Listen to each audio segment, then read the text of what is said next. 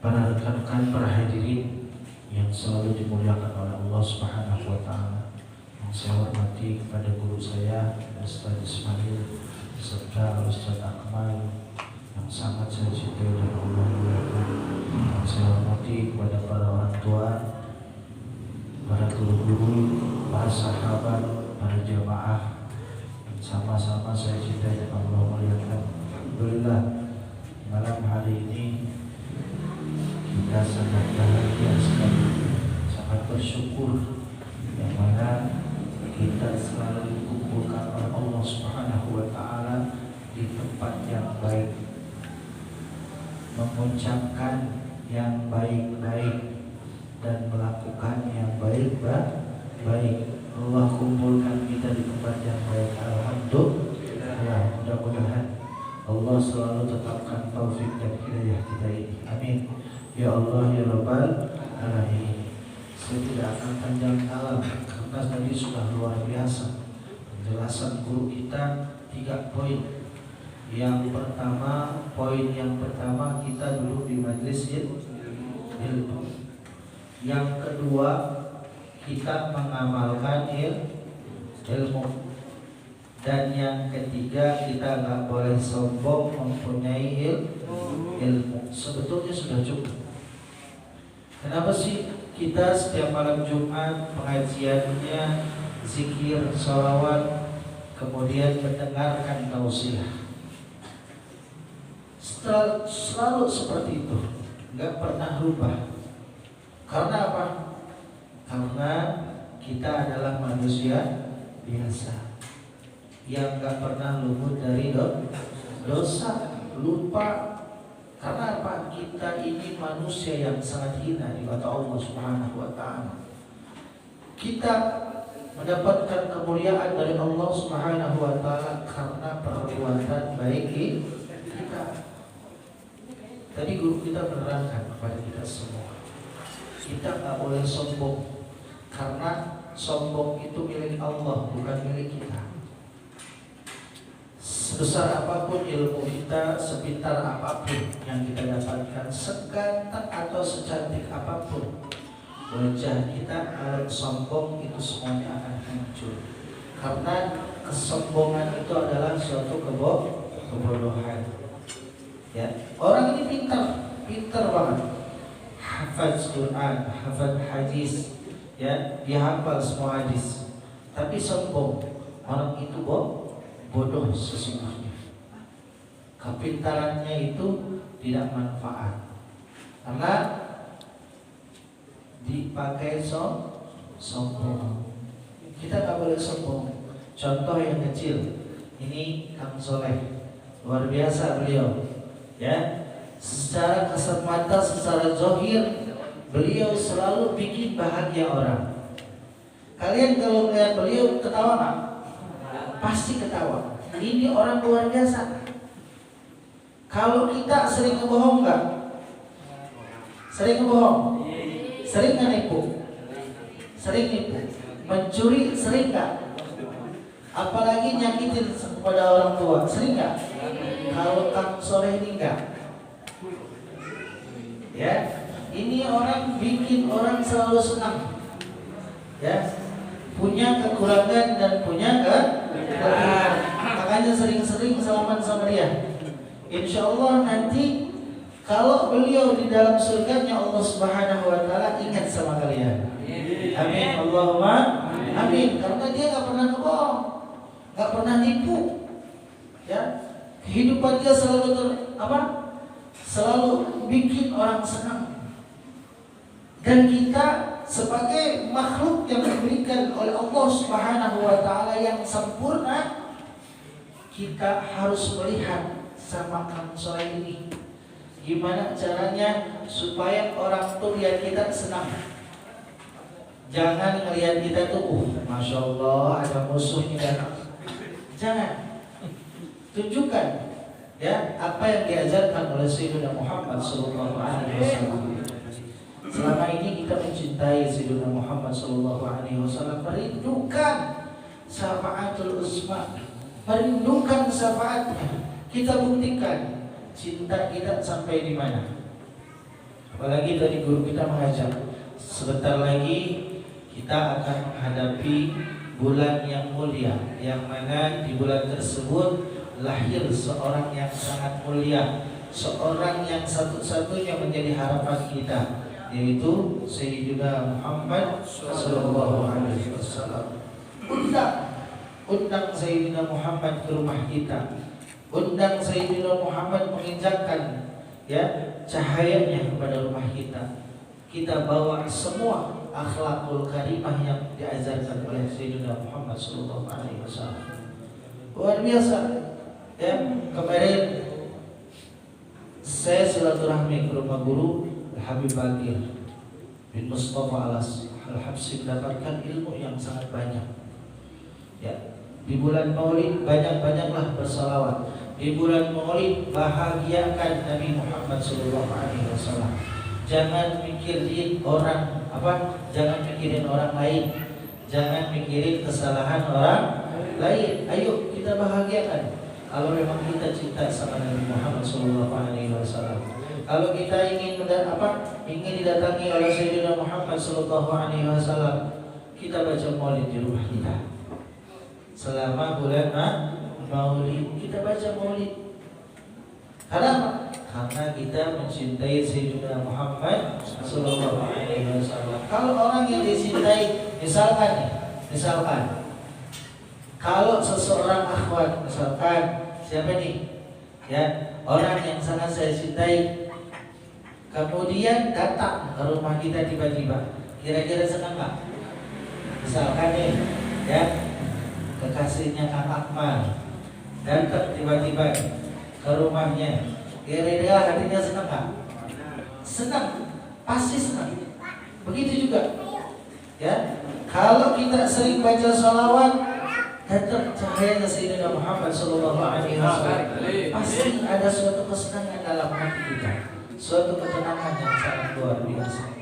Karena orang lain tidak bisa merasakan, yang merasakan diri kita sendiri. Malam hari ini saya nggak baca kitab karena sudah cukup.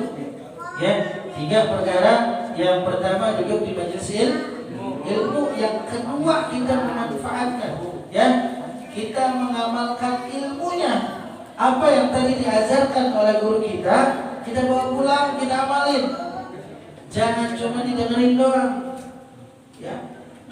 Memang ada salah satu hadis Rasul, barang siapa orang yang duduk di majelis ilmu nggak ngapa-ngapain, nggak ngapa-ngapain, duduk doang di majelis ilmu, orang itu sama dengan yang orang yang bersedekah atau orang yang mengerjakan sholat 1000 rakaat yang Allah terima.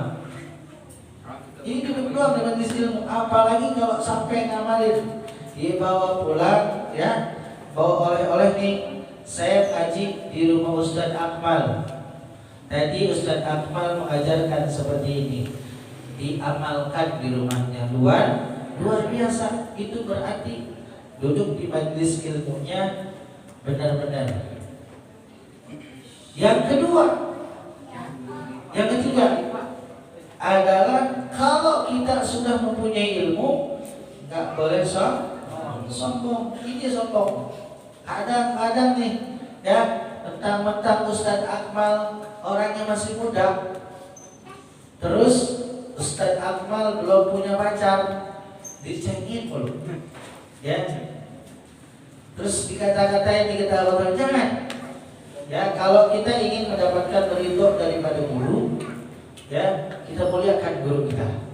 Kita taruh dulu ilmu kita nih, jangan sampai ilmu kita nih ditaruh di atas kepala kita di hadapan guru kita. Taruh dulu. Walaupun kita banyak ilmu, walaupun kita orang pintar, sampai dokteran, sampai insinyur, di depan orang tua kita, di depan guru kita taruh dulu ilmu kita. Kita taruh dulu ilmu kita. Tetap kita ini adalah seorang murid. Kita ini tetap seorang anak. Kita pintar karena siapa? Karena orang tua kita. Kita pintar karena siapa? Karena guru kita. Jadi seperti itu rekan-rekan semua. Ayo kita amalkan. Kita nggak boleh sombong. Ya, mudah-mudahan insyaallah nanti malam Selasa insyaallah saya akan baca kitab, akan buka kitab sambung dari pada malam Jumat yang lalu. Malam Jumat kemarin saya tidak bisa hadir dikarenakan kondisi saya sedang kurang baik. Alhamdulillah malam Jumat ini saya bisa hadir dan bisa duduk sama rekan-rekan semua. Ini suatu keberkahan buat saya pribadi. Mudah-mudahan saya diberikan kesehatan oleh Allah Subhanahu wa taala, diberikan panjang umur, berkah rezeki saya, dan mudah-mudahan taufik dan hidayah saya Allah selalu tetapkan. Amin. Ya Allah ya Rabbal alamin. Saya senang sama rekan-rekan semua terus istiqomah. Ya, karena istiqomah itu diucapkan mudah tapi sangat sulit untuk dilaksanakan. Jangan sampai nanti kita istiqomah, tapi ngajinya jarang-jarang. Ya, karena luar biasa anak muda sekarang sedang sibuk dengan keduniaan. Apalagi dengan kondisi corona seperti ini yang dipikirkannya dunia. Apalagi handphone, ya, hati-hati rekan-rekan semua.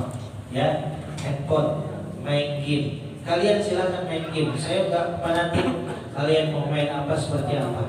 Tapi ingat, waktunya ngaji, waktunya sholat. Ya, waktunya ngaji, waktunya sholat. Jangan sampai nanti main game pas waktu tahrim selesai tidur.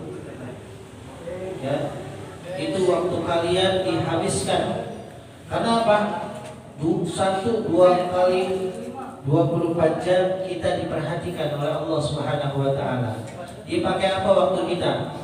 Ya, dari mulai pagi hari terus sore, siang, sore, malam, sampai pagi lagi dipakai apa? Ya, ayo rekan-rekan semua kita amalkan apa yang diajarkan oleh guru kita. Kita boleh main game, tapi jangan kebablasan, jangan kelewatan. Waktunya sholat dulu, habis sholat tidur, maka silakan seperti itu. Ya, boleh main game, boleh. Ya, main TikTok boleh, tapi yang baik-baik. Ya, Masya Allah. Kalau saya lihat luar biasa, alhamdulillah.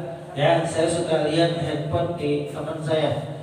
Ada YouTube-nya karena suka lihat TikTok.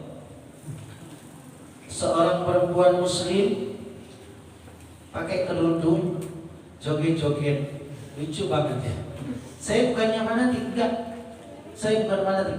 Ini kalian itu adalah mahkotanya umat Islam. Kalau kalian berbuat sedikit suatu kesalahan, maka umat Islam akan hancur dengan sendirinya. Kalian ini adalah perisai agama Islam. Kalau misalkan kalian hancurkan, apalagi di media sosial, siapa pun melihat. Ya, bahkan saya sering menyampaikan, ada seorang perempuan yang ngajinya rajin, sholatnya rajin, puasanya rajin, sedekahnya rajin, sama suaminya pun sangat solehah. Gak pernah melawan, selalu nurutin apa kata suaminya, tapi ada di dalam nerakanya Allah Subhanahu wa taala. Sampai malaikat pun bingung. Sampai Rasulullah SAW bertanya kepada malaikat penjaga api neraka, "Wahai malaikat Allah, kenapa perempuan itu?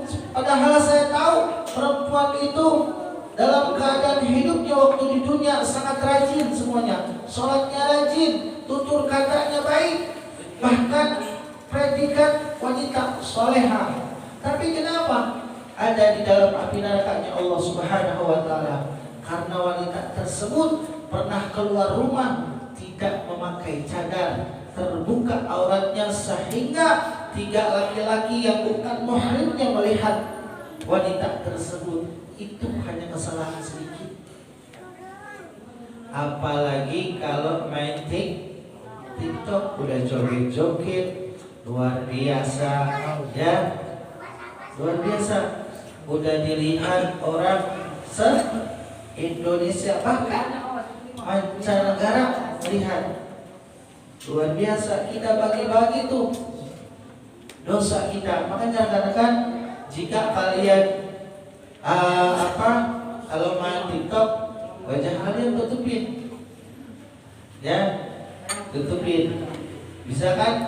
Bisa ditutup. Atau misalkan punya Facebook atau yang lainnya, wajah kalian jangan sampai orang-orang ini melihat dengan syahwat. Karena apa? Itu suatu kerugian buat kalian. Ini luar biasa. Bukan saya fanatik sama TikTok, bukan. Karena saya pernah lihat di handphone teman, handphone ini nggak ada YouTube, nggak ada Facebooknya, jadi nggak tahu. Ya, pernah lihat di handphone teman. Ya, seperti itu. Luar biasa. Ini kita sedang diberikan cobaan oleh Allah Subhanahu wa taala dengan kecanggihan zaman. Namun kita jangan terlena. Ya, jangan terlena. Ayo kita sering-sering duduk di majelis ilmu, duduk di majelis taklim, karena kita nggak tahu yang namanya wudu kalau nggak duduk di majelis ilmu. Kita nggak tahu namanya rukun sholat, ya, nggak tahu namanya rukun sholat kalau kita nggak tahu duduk di majelis ilmu. Ya, di dalam Al-Quran, di dalam hadis nggak ada. Ya, wudu itu ada berapa? Wudu mananya dulu, ininya dulu, di dalam Al-Quran nggak ada.